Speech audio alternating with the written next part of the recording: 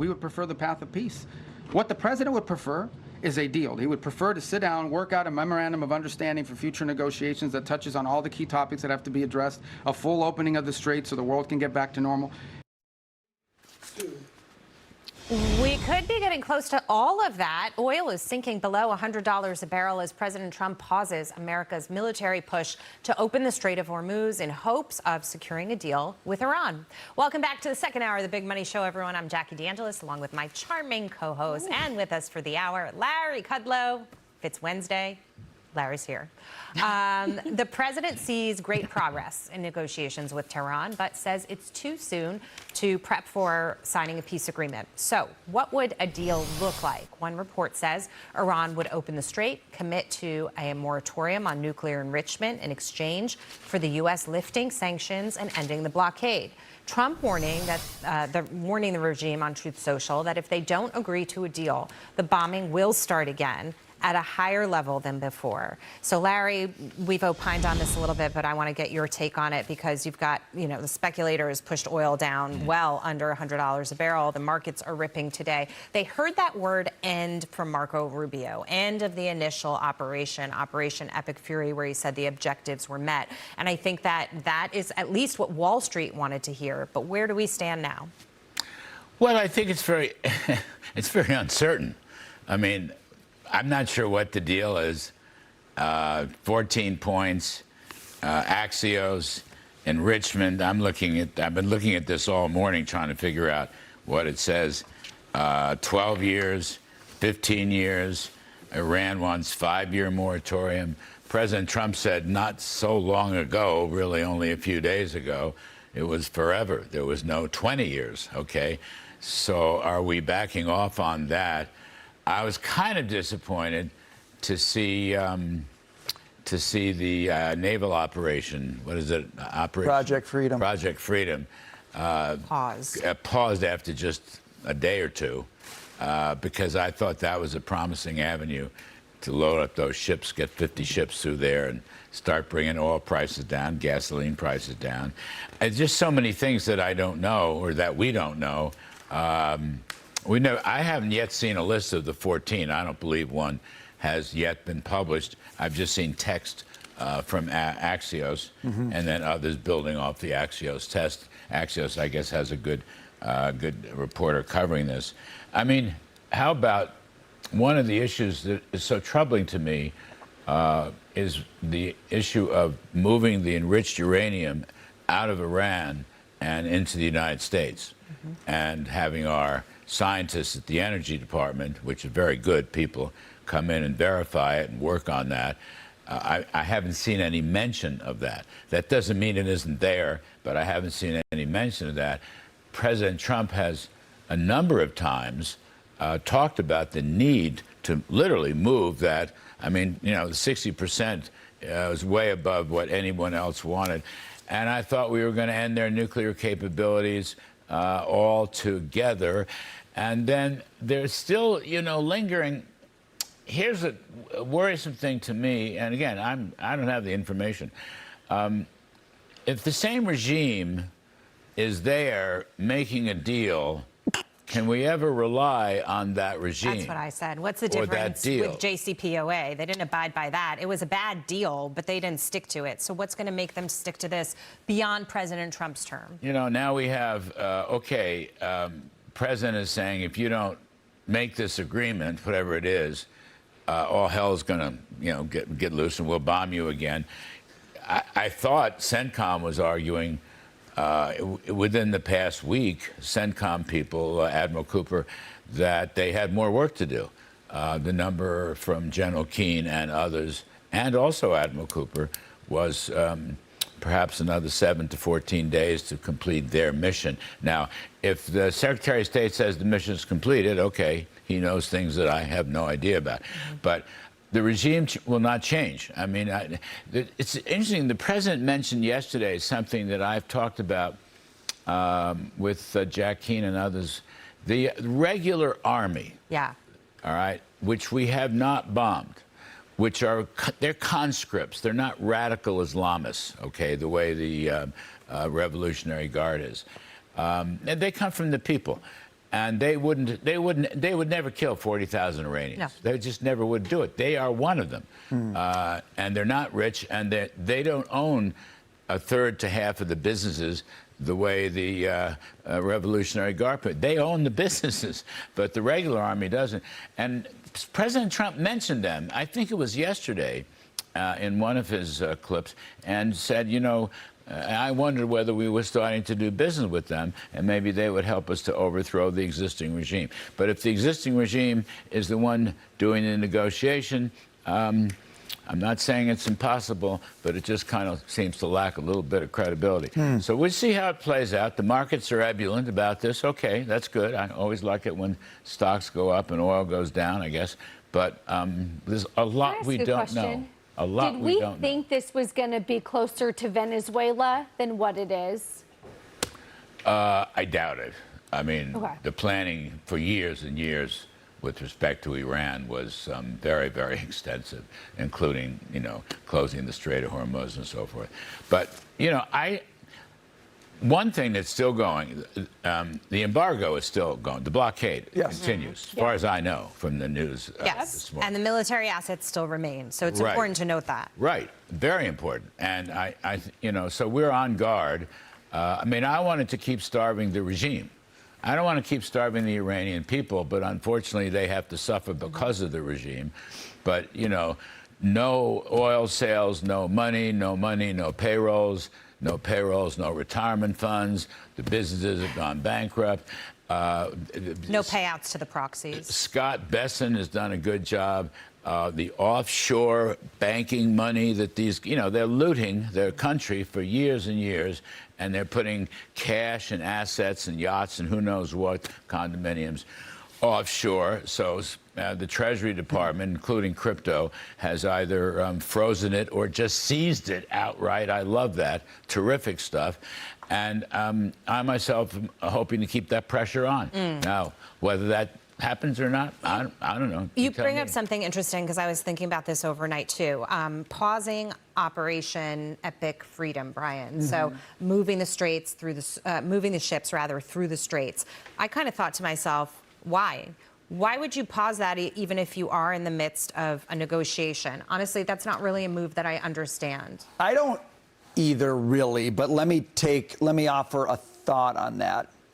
I kind of wonder if the combination of the blockade and Project Freedom created a great awakening. In other words, the Iranians realized the combination of those two things are indeed a backbreaker.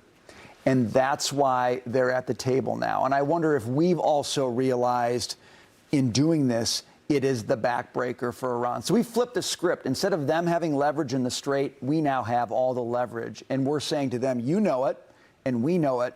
We better do a deal now, because if we don't, this will break your back. I'm not saying I would advocate for that. I'm not saying it's the right thing to do, but I am saying the combination of a blockade and Project Freedom really got Iran's attention. But after 2 days, Yeah. or a day and a half, I mean, 2 ships got through Project Freedom, 2 ships. So my view, and it's just my view, without all the information, and I continue to support President Trump in what he's doing here, but I was hoping that we would, the United States would just take control, 100% control over the Gulf of Arabia. It's not Persia anymore, it's Arabian Gulf. It could be the Trumpian Gulf, but I'll stay with the Arabian. Larry and Branding. Okay, Arabian Gulf. And that includes the Strait of Hormuz.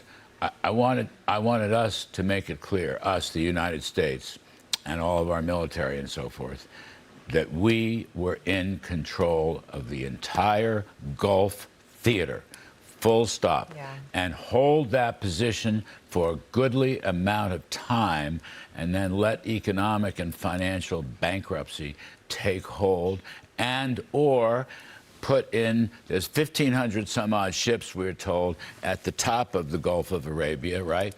So 2 got through yesterday or the day before. You know, how about 50? How about putting 100 through? I mean, I think you would have seen a very positive reaction in the oil markets, for example, and it would have sent a message to Iran that we're playing hardball. That was my hope. I wanted us to just take control of that. Now, maybe that still will happen. Don't know. All right, just guessing. But that was my hope. But to Brian's point about backing them in a corner, I would say, wouldn't you want Dagan to have that pressure on them throughout the negotiation rather than to ease up on it? Oh, the pressure's on. This from CENTCOM in the last few minutes. U.S. forces have disabled a vessel in the Gulf of Oman that was attempting to violate the blockade. Iranian flagged. Yeah. The CENTCOM forces observed this was, they disabled an Iranian-flagged unladen oil tanker that was attempting to sail toward an Iranian port at 9 a.m. Eastern time on May the 6th. It was the Hasna. It was transiting international waters en route to an Iranian port. We issued the American forces multiple warnings, informed the Iranian-flagged vessel it was in violation of the U.S. blockade. So we used our power. No, we Firepower. Several rounds from a 20-millimeter cannon gun of a U.S. Navy FA-18 Super Hornet launched from the USS Abraham Lincoln. Hasna is no longer transiting to Iran. We've done a great job on the blockade. I mean, and from what I gather, it's still ongoing. So this is a good. Yeah. My disappointment was in the Strait of Hormuz. I thought we had taken it over. I mean, by whatever actions occur or don't occur, our Navy has taken that over, right? And they've carved out this channel next to Oman, and they've swept the mines and so forth. But I would have let a bunch of tankers through. I mean, I'm sorry, I would have preferred that, and I would have preferred to keep the financial and economic pressure on Iran, and I would have preferred to close all doors to this regime. All doors. I agree with you on that. But nonetheless, final thoughts, Taylor, because the market has taken this as good news today. Totally. Brian, you said it, the market's not the economy, but we talk about the market, it's at a record high. And what excites me the most is it is the Russell 2000, the domestically focused small cap stocks, American companies that are posting more records this year than the S&P and the NASDAQ.